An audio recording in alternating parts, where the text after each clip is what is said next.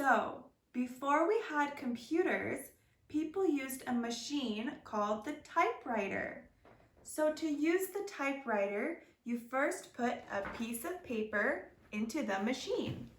And then you press the letters that you like, and they make a stamp onto your paper, like this. And then when you are done with that line, you push this part all the way back across, and it starts a new line for you. And that is how the typewriter works. Mr. Where?